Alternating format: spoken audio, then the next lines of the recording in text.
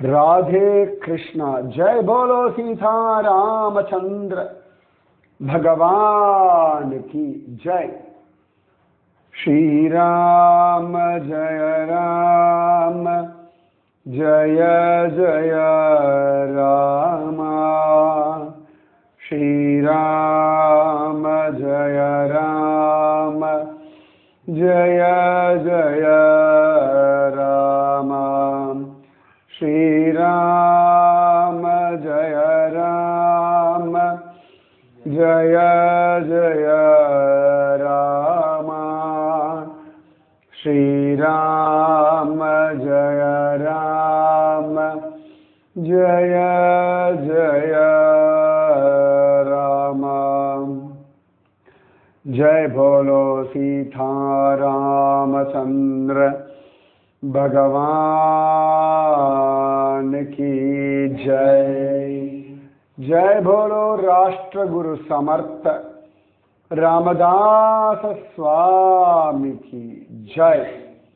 जय बोलो स्वराज्य सिंहासनाधिपति छत्रपति शिवाजी महाराज राजे की जय।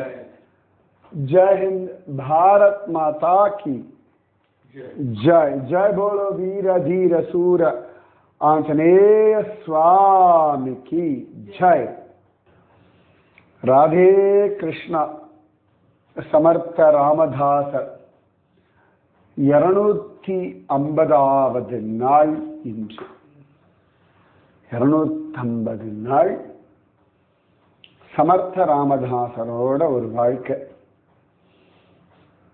நேற்று ரெக்கார்ட் பண்ணலாம், அதனால்தான் நேற்று எபிசோட இன்னைக்கு ரெக்கார்ட் பண்ணி போட்டாச்சு. இன்னைக்கு பண்ணிடணும், ஏன்னா இன்னைக்கு தான் சமர்த்த ராமதாசர் படம் ரிலீஸ். போனதுலேயே சொன்னேன், கரெக்டாக நம்முடைய 250வது நாள் அங்கே சமர்த்த ராமதாசருடைய மராட்டி படம் ரிலீஸ் ஆகிறது. பார்க்கும்போது அவ்வளோ நல்லா இருந்தது. அதனால் நான் ட்ரெய்லர் கூட யூடியூப்பில் அந்த ட்ரெய்லர் கூட அவங்க எல்லாருக்குமே அனுப்பியிருக்கேன்.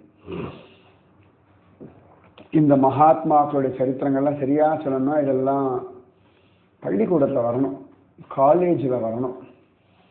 சரியாக குழந்தைகளுக்கு இதெல்லாம் ஒரு அனிமேட்டட் மூவிஸாக வரணும், நடக்கணும் அடுத்து. அப்போ தான் குட்டி குழந்தைகள்லேருந்து இதை பார்க்க ஆரம்பிச்சாச்சுன்னா உள்ளுக்குள்ளே உக்காந்துடும். சத்ரபதி சிவாஜி, சமர்த்த ராமதாஸ். அது பெருசாக சின்ன சின்ன குழந்தைகளுக்கு பெரிய தத்துவம் பெரிய விசாரம்னு வேண்டாம். அவருடைய அந்த ஸ்ட்ராங் வில், அவருடைய எக்ஸசைசஸ், நிஜமாவே சமர்த்த ராமதாசருடைய அழகாக டெய்லி எக்ஸசைஸ் பண்ணுறார் அப்படின்றத ஒரு அனிமேட்டட் மூவிஸாக ஒரு சரியா யோகாக்கெல்லாம் அவரை தான் போடணும். இன்றைக்கெல்லாம் யோகா டே அப்படிலாம் சொல்கிறோமே, சமர்த்த ராமதாசரை தான் பிராண்ட் அம்பாசிடராக வச்சுட்டு போனேன்னா டெய்லி 108 சூரிய நமஸ்காரம் மினிமம் பண்ணுவார் அப்படின்னு அவருடைய சரித்திரத்தில் இருக்கு. சூரிய நமஸ்காருக்கு அவ்வளவு பெனிஃபிட்ஸ் இருக்கு. அது இன்னைக்கெல்லாம் பார்த்தோம்னா நிறைய ரீல்ஸ் எல்லாம் அந்த ஹனுமான் தண்டா அப்படின்னு சொல்லிட்டு ஹனுமான் மாதிரி ஒரு காலை பின்னாடி வச்சுட்டு ஒரு காலை முன்னாடி வச்சுட்டு ஒரு கையை 2 கையை வச்சுட்டு அப்படி தண்டால் எடுக்கிறதெல்லாம் இருக்கு. இது எல்லாமே சமர்த்த ராமதாசர் பண்ண விஷயங்கள். அதனாலே ஒரு ஹெல்த் கான்சியஸ் அப்படின்ற ஒரு பெரிய விஷயத்தை சமர்த்த ராமதாசர் தான் கொண்டு வந்தார்.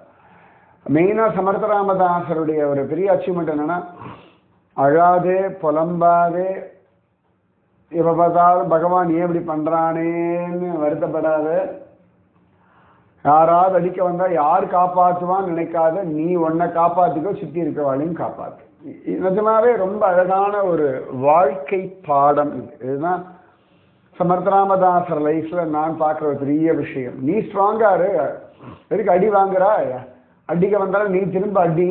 நீ எதுக்கு பாவமா அடி வாங்கிட்டு இருக்க? என்னை யார் காப்பாற்றுவா? நீ ஏன் ஏங்குறாய்? நீ பலமா இருந்தா போதுமே.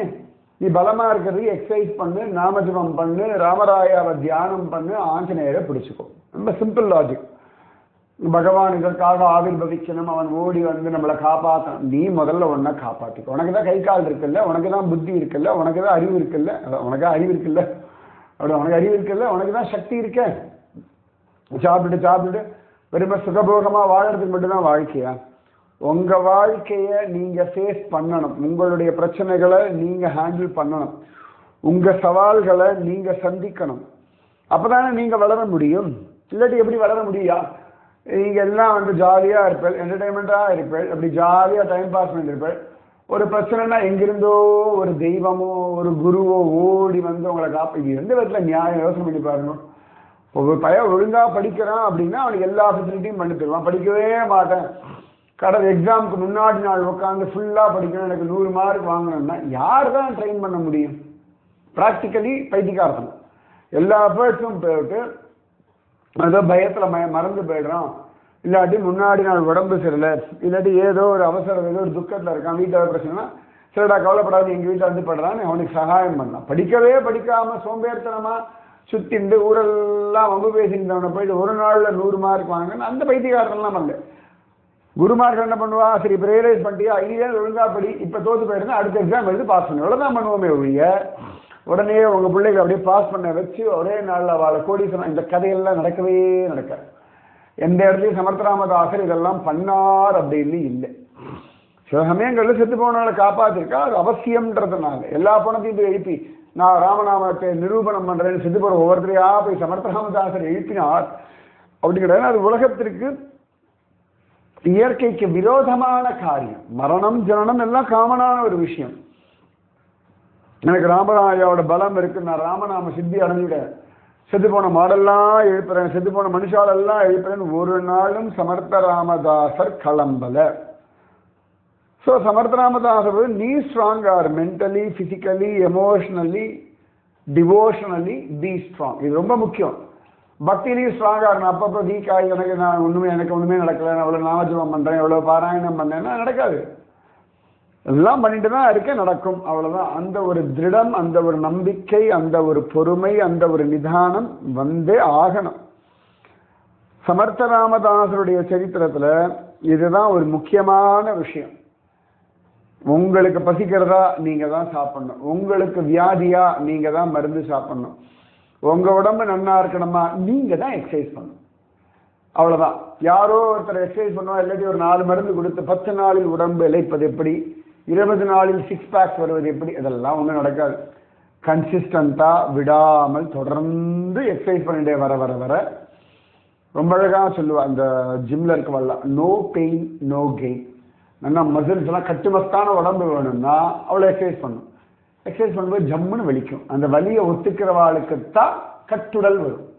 வலியை ஒத்துக்க மாட்டேன் அப்படின்னா வலிக்கும், உடம்பு அவ்வளவு வலிக்கும். அந்த எக்ஸசைஸ் பண்றவாளுக்கு வலிச்சு வலிச்சு வலிச்சு வலிச்சு வலிச்சு உடம்பு அதை தாங்க ஆரம்பிச்சிடும். அதிசயமா இருக்கும். அது இந்த பர்சனல் கோச், பர்சனல் ட்ரெயினர்லாம் இருப்பா. எதுக்கு வச்சுப்பா அப்படின்னா, நம்ம அழகா பாட்டுக்கு ஒரு மணி நேரம் எக்ஸசைஸ் பண்ணுவோம், வலிக்கிறோம், ஏதோ வலிக்கிறதுன்னு விட்டுடுவோம். அப்புறம் கொஞ்சம் நாள் ஆச்சுன்னா அந்த வலி மாறி போயிடும்.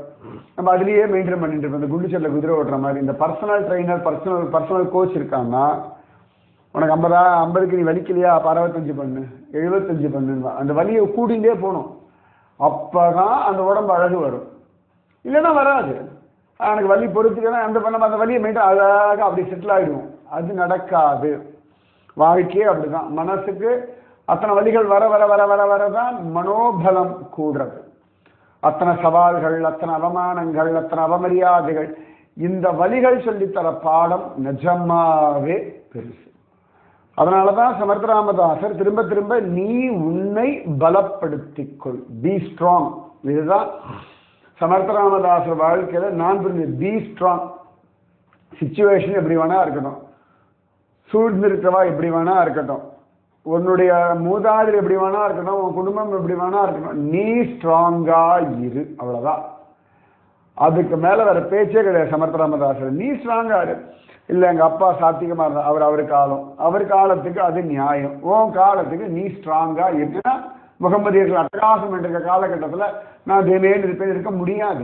நாம ஸ்ட்ராங்கா இருந்து தான் ஆகணும், அவ்வளவுதான். அந்த காலகட்டத்தில் எப்ப பார்த்தாலும் அந்த காலகட்டத்துக்கு அதையே பேசிக்க முடியாது. இந்த காலகட்டத்தில் வாழ்க்கை எப்படி நடக்கிறதோ அதற்கு தகுந்தாற் போல நாமும் வாழ பழகும். அதனால சமர்த்த ராமதாசர் ட்ரெடிஷனை விட்டுடு, உன்னுடைய கல்ச்சரை விட்டுடு, எல்லாத்தையும் புதுமையா பண்றேன்னு பழசும் இருக்கணும். அந்த பழசை இந்த காலகட்டத்துக்கு தகுந்தா போல, உன் வாழ்க்கை தகுந்தா போல கஸ்டமைஸ். அதுதான் ரொம்ப அழகு. சனாதன தர்மத்தினுடைய பலமே இங்க பிரம்மத்திலிருந்து மந்திரங்கள்ல இருந்து உபாசனையிலிருந்து எல்லாமே கஸ்டமைஸ் பண்ணி கொடுத்துருக்கா. இப்போ சில பேருக்கு கணபதி உபாசனை அதற்குன்னு ஒரு மெத்தடு, அதற்குன்னு ஒரு பூஜா முறை, அவருக்குன்னு நிவேதனங்கள். இப்போ கணபதினா தானாவே கொழுக்கட்டை நிவேதனம்ன்றது சாதாரணமாக வந்துடும். கிருஷ்ண ஜெயந்தியா முறுக்கு சீடை அப்பம் இப்படி வந்துடும். அப்போ பிரம்மம், பிரம்மானந்தம், உபாசனை, மந்திரம், ஜபம், தியானம், இது எல்லாமே அவ்வளவு அழகா எத்தனை விதமான மனிதர்கள் உண்டோ அத்தனை விதமா கஸ்டமைஸ் பண்ணி எக்ஸ்க்ளூசிவா நீ இப்படி பண்ணலாம், நீ இப்படி பண்ணி பகவத் அனுபவத்தை அனுபவிக்கலாம்னு சொல்லி கொடுத்துருக்கா. அதனாலதான் கோவில்கள்ல மூர்த்திகளுடைய அளவுகள், அந்த ரூபங்கள், இப்ப நின்றுட்டு இருப்பார் சுவாமி, படுத்துட்டு இருப்பார். படுத்துட்டு இருக்க சுவாமியிலே ஸ்ரீரங்கம் ரங்கநாதன் வேற, திருக்குடந்தை ஆறாவமுதன் வேற, திருவனந்தபுரம் அனந்த பத்மநாபன் வேற, திருநீர்மலை ரங்கநாதன் வேற. இவ எல்லாரும் பார்த்தோம்னா ஆதிசேஷன் மேலதான் படுத்துட்டு இருப்பா. ஆதிசேஷனே இல்லாம கடல் மல்லை தலை செய்யணும் மகாபலிபுரத்துல தரையில சுவாமி படுத்துட்டு இருப்பார். தரையில, வெறும் தரையில, கட்டாந்தரையில என்னமோ வீட்டுல திண்ணையில யாரோ படுத்துட்டு இருக்க மாதிரி ஜம்முன்னு ஒரு திண்ணை இருக்கும், அதுல படுத்துட்டு இருப்பார். ஒரு ஆதிசேஷன் கூட இல்லாமல் படுத்துட்டு இருப்பார். கடல் மல்லை தலசயனத்து உறைவாரை அப்படிங்கிற மாதிரி பகவான் எப்படி வேணாலும் வருவான். ஸோ கஸ்டமைஸ் பண்ணிக்கணும். இப்போ பக்தி இருக்கு, நாமஜபம் இருக்கு, ராமாயணம் இருக்கு, ராமாயணம் எவ்வளவோ இருக்கு. ஆனா அதுலயும் சுந்தரகாண்டம் மட்டுமே பாராயணம் பண்றவான்னு இருக்கா. ராமாயணத்திலேயே நிறைய இருக்கு, அதுல ஹனுமான் சாலிசா ராமச்சரித்த மானசம் மட்டுமே வாசிக்கிறவான்னு இருக்கா. எத்தனையோ கீர்த்தனைகள் இருக்கு, எத்தனையோ ஸ்லோகங்கள் இருக்கு. நிறைய பேர் அன்னமையா கீர்த்தனையை வச்சுட்டு தான் திருவேங்கடமுடையான அனுபவிப்பார்கள். ஸோ நம்ம காலகட்டத்திற்கு தகுந்தாற் போல நாம் பக்தி, தியானம், நாம ஜபம், உபாசனை இது எல்லாமே பண்ணணும். இப்போ ஸ்ரீராம ஜெய ராம ஜெய ஜெய ராமன்றது சமர்த்த ராமதாசருக்கு முன்னாடி யாருமே அதை ஜபிச்சதே கிடையாது. எல்லாரும் ராமநாமத்தை ஜபிப்பான். ஆனா பகவான் எக்ஸ்க்ளூசிவா சமர்த்த ராமதாசருக்கு ஸ்ரீராம ஜெய ஜெயராம் அதை பேஸ் பண்ணிட்டு தான் பப்பா ராமதாசர் காஞ்சிருக்காங்க. அவர் ஓம் ஸ்ரீராம் ஜெயராம் ஜெய ஜெயராம் ஓம், அந்த ஓம் கூட சேர்த்துட்டார். அவருக்கு அப்படி சங்கல்பம் ஆகிறது. இப்ப பார்த்தோம்னா நிறைய விஷயங்கள். இப்ப சுவாமி ராமானுஜர் காலகட்டத்துக்கு முன்னாடி அவ்வளவு தூரம் சாதாரண ஜனங்களிடத்துல போய் பழகி அவளை வைஷ்ணவாளா மாத்தினவா யாரும் கிடையாது. சுவாமி ராமானுஜர் அவர் காலகட்டத்தில் அவ்வளவு பேரை பிள்ளை உறங்காவிலிதாசர்லேருந்து சாதாரண ஏழப்பாளைகள் குப்பன் சுப்பன் வரைக்கும் எல்லாருக்கும் ஸ்ரீ வைஷ்ணவ தாசிய நாமத்தை கொடுத்தா ஸ்ரீராம ராமானுஜர் அவ்வளவு அழகா ஸ்ரீ வைஷ்ணவாலாம் மாத்தினார் அப்படின்னு காண கிடைக்கிறது. இந்த மாதிரி நிறைய இருக்கு. ஸோ நல்லா கவனிச்சு பார்க்கணும். மகாத்மாக்கள் எல்லாருமே வேதத்தை ஃபாலோ பண்ணுவா, இதிகாச புராணங்களை ஒத்துக்கொள்வார்கள், சாஸ்திரங்களை ஒத்துப்பா. அந்த காலத்துக்கு தகுந்த மாதிரி அதை கஸ்டமைஸ் பண்ணிடுவார். அது ஒரு ஸ்பெஷாலிட்டி. சங்கரர் அவரோட காலகட்டத்துக்கு பிரம்ம சத்தியம் இதை பேஸ் பண்ணிட்டே பிரச்சாரம்.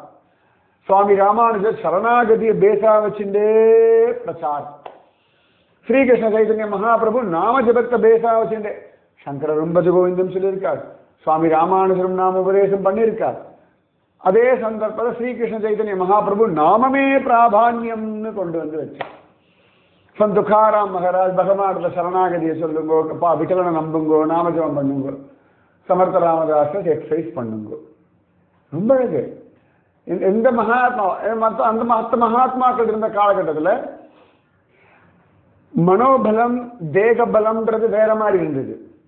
சமர்த்த ராமதாசர் காலத்துல மனோபலம் ரொம்ப குறைவா இருந்தது. தேகம் ஆரோக்கியமா இருந்தா, தேகம் ஆரோக்கியமா இருந்தது.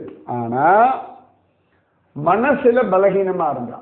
இவாளுக்கு மனசுல பலம் கொடுக்கணும்னா ஃபர்ஸ்ட் பிசிக்கல் எக்ஸசைஸ். உடம்பு இன்னும் பலமாக்கணும். உடம்பு பலமாக பலமாக மனசுல எதை வந்தாலும் பார்த்துக்கலாம் அப்படின்னு திமிடுவது. இப்ப நல்ல உடம்பு ஆரோக்கியமா இருக்குன்னா மழையில நனைவோம், குளிரில் நடப்போம், வெயில்ல அலைவோம்.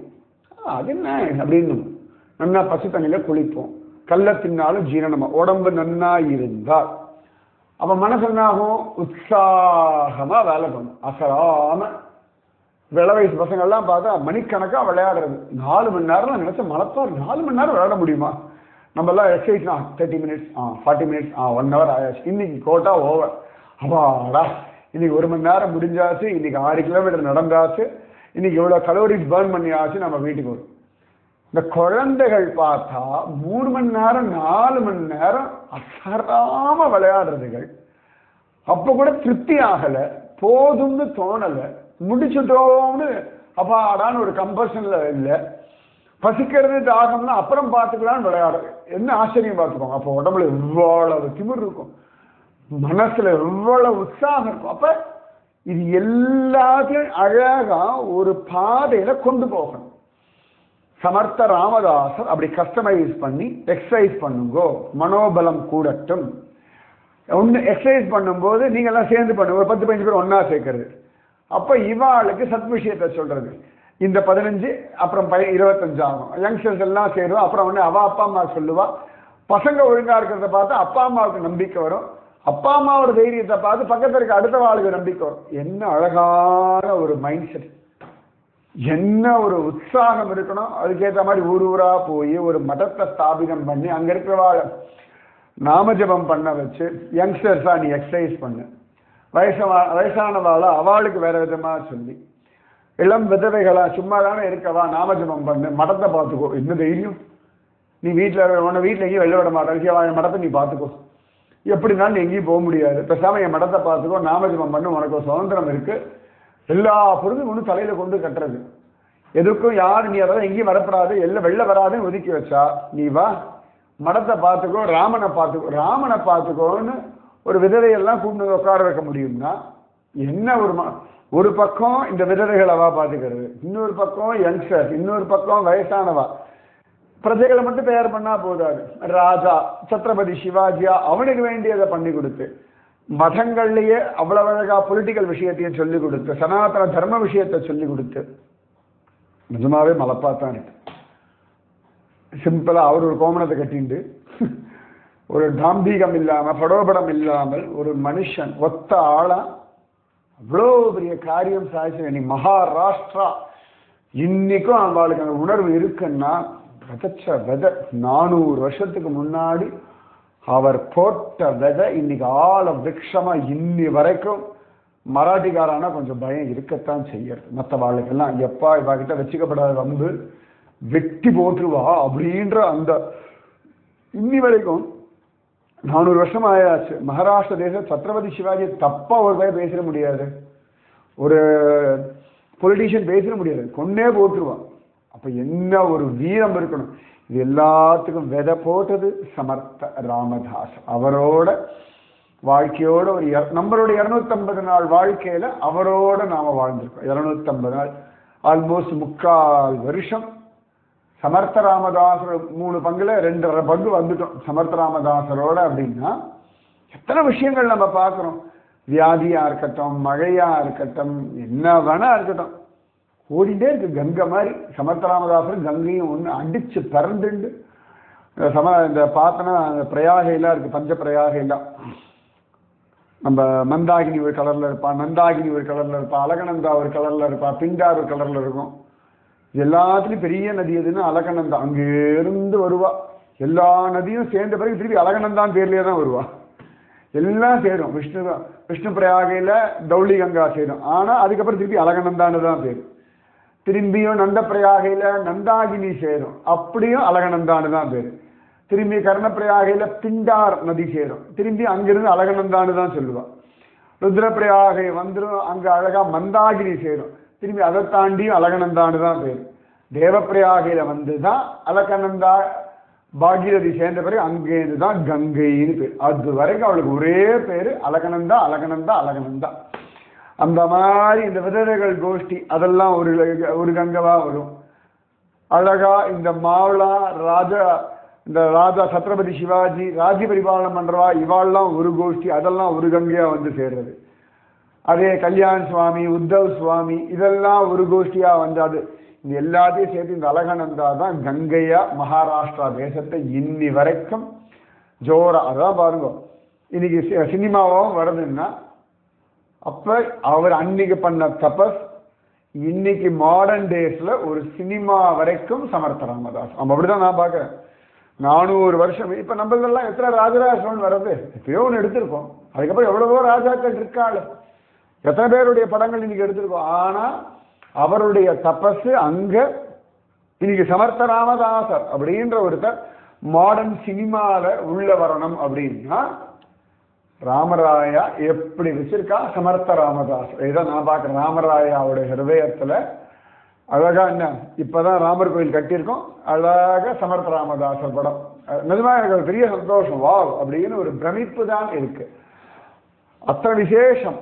அப்ப அவ்வளவு தூரம் இந்த சமர்த்த ராமதாசர் இந்த தேசத்திற்காக அவ்வளவு பிரயத்தனம் பண்ணியிருக்கார். அவர் எங்க இருந்தாலும் நிறைய பேர் அவரை பார்க்க வருவார். சமர்த்த ராமதாசரை பல ஊர்கள்ல இருந்து பலரும் பார்க்க வருவார்கள். யார் வந்தாலும் எந்த ஊரு, என்ன பண்றாய், அந்த ஊர்ல என்ன முக்கியமான கோவில் இருக்கு, நிறைய விஷயங்கள் கேட்பார்.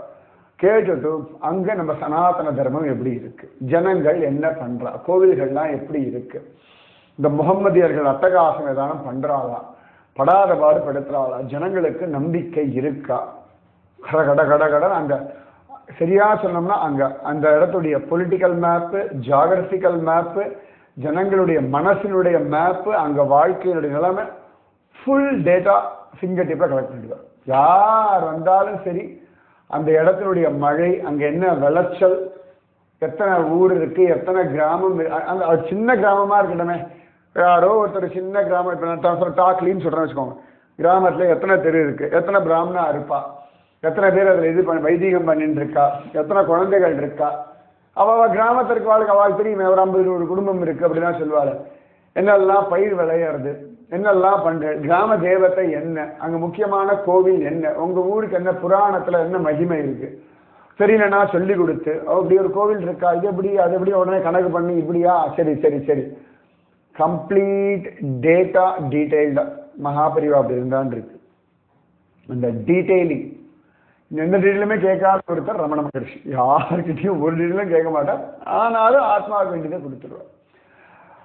ரொம்ப அழகா இருக்கும். நான் நிறைய மகாத்மாக்களை பார்த்துருக்கேன். அந்த டீட்டெயில்ஸ் எல்லாம் அவளெல்லாம் டக்கு டக்கு டக்கு டக்கு டக்குன்னு இப்படி எடுப்பா. அது எப்படிதானும் தெரியாது. அது என்னடா இது போர் அடிக்கிற டேட்டா கேட்கறான்னு தோணவே தோணாது. அந்த விளையாட்டு போல அந்த கேட்கிற விதத்திலேயே கட கட கட கட கட கடன் டீட்டெயில்ஸ் வாங்கிடுவான்.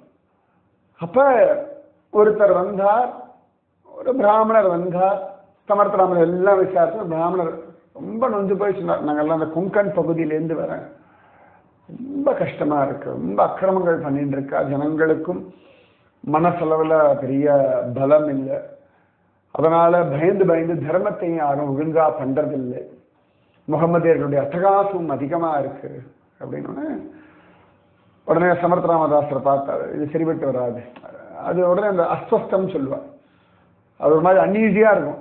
அது எப்படி நம்ம தேசத்துல நம்ம ஜனங்கள் அவ எப்படி தர்மத்தை ஃபாலோ பண்ணாம இருக்கா, அவ எப்படி இப்படி இருக்கலாம். அது பர்ஃபெக்ஷனிஸ்ட். நிஜமாவே மகாத்மாக்களுக்கு ஒரு செய்தியா அதை கேட்டுட்டு போக முடியாது. இப்ப நமக்கெல்லாம் நம்மளை பாதிக்கிறதுன்னா அது ஒரு பெரிய விஷயமா பேசிட்டு இருப்போம். நம்மளை பாதிக்காத விஷயங்கள் சரி நமக்கு என்னதுக்கு, ஏதோ பகவான் பார்த்துக்கிட்டோம் அப்படின்னு நாமஜம் பண்ணிட்டு போயிடும். மகாத்மாக்கள் அப்படி கிடையாது. இதுல மாற்றம் வரணும், வந்தே ஆகணும், அதுக்கு என்ன உண்டோ மனசுக்குள்ளே அப்படியே வேலையை ஆரம்பிச்சிடுவோம். கேட்டுட்டு சரி போகணும்னு இருக்காது. அவ ஹிருதயத்துக்குள்ள அவ காதல ஒரு விஷயம் போயாச்சுன்னா அது ப்ராசஸ் ஆகிண்டே இருக்கும். அது ப்ராசஸ் பண்ணிண்டே இருப்பார்கள்.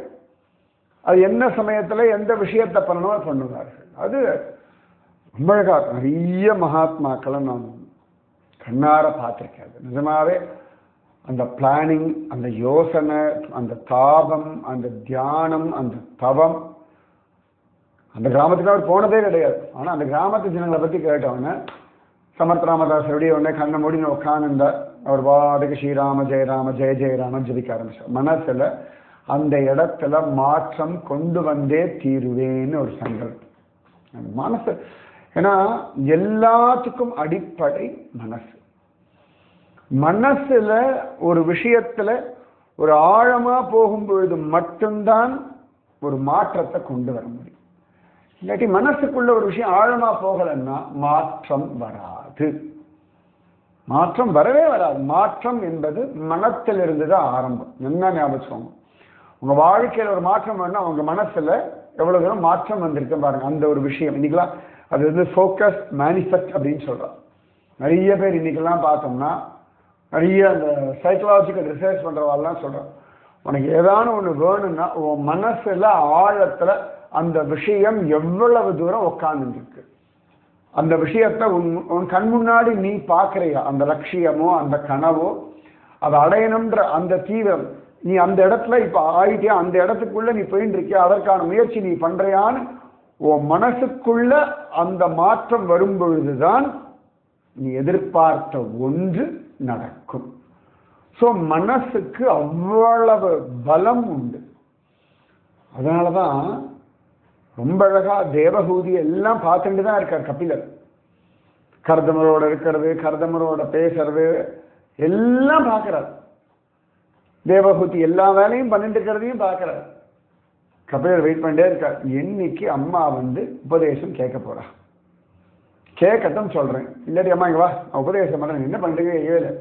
அவளா வரணும், அவளுக்கா பசிக்கணும், அவளுக்கா தேடல் இருக்கணும், அவர்களுக்கா தவிப்பு இருக்கணும். அப்ப கொடுத்தா மட்டும்தான். இல்லாட்டி கபிலரை கூப்பிட்டோமா அங்கே வா உபதேசம் பண்றேன்னா, என் குழந்தை என்னமா பேசுறது தெரியுமா, நான் பெரிய பாக்யவதி அப்படின்னு ஊர்ல இருக்கவாடலாம் சொல்லி பெருமை வீட்டின் இருப்பாள் ஒழிய சத்தியமா சாங்கிய யோகம் அவ மண்டல ஏறி இருக்க வாய்ப்பே கிடையாது.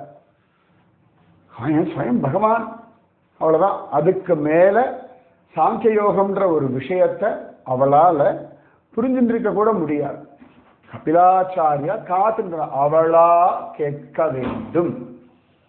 கேட்டு சொன்னாதான் மரியாதை, கேட்டு கொடுத்தாத்தான் விலை.